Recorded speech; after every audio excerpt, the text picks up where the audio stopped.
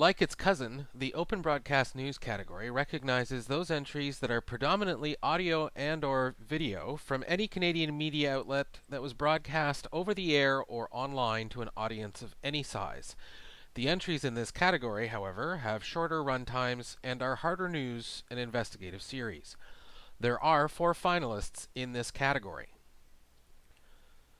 Our first finalists are Kathleen Martins, Paul Barnsley, and Holly Moore from APTN Investigates with their entry titled Truth or Reconciliation. The Indian Residential School Settlement Agreement and the Independent Assessment Process. These are 2 government-led and implemented items meant, in spirit, to assist those people still dealing with the trauma of residential schools in obtaining some measure of official recognition and redress for their experiences. Or are they? Garnet Angie-Kneb offers his thoughts.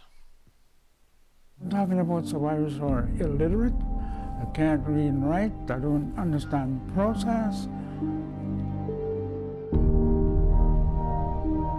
They're silenced.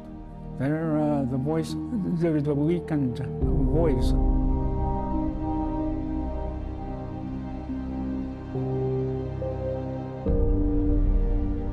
And who really, truly represents them? The second finalists are Nala Ayed, Stephanie Genzer, and Richard Devi of CBC News The National, with their portfolio of coverage from the Rohingya refugee crisis. The team's work from the border of Myanmar and Bangladesh showed the trying, dehumanizing journey of the Rohingya Muslim minority fleeing their homes and arriving into refugee camps. Camps that in too many cases were poorly prepared for their arrival.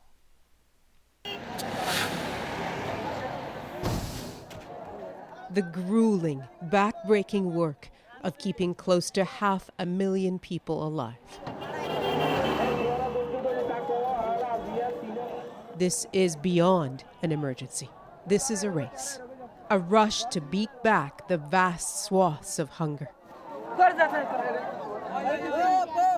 Several time zones away from the world's top headlines. They're lining up in the heat, standing for hours with no water or food. The next finalists, whose work was broadcast on CBC Radio's The World This Weekend and CBC Television's The National, are Margaret Evans, Lily Martin, and Richard Devi. Mid-November brought chaos to the iron-fisted order of the regime of autocrat Robert Mugabe in Zimbabwe. From initial reports of the leader staying out of sight, to being under house arrest, and, finally, the resignation, the story moved quickly. The CBC team chronicled it right up to the fall of Mugabe and beyond. Do you think what comes after him will be any better? We hope so. We hope so, because actually everyone is looking forward for him to go. When word does come, it is unexpected, in a letter to Parliament, like a lightning bolt from above. With immediate effect. The dictator is standing down.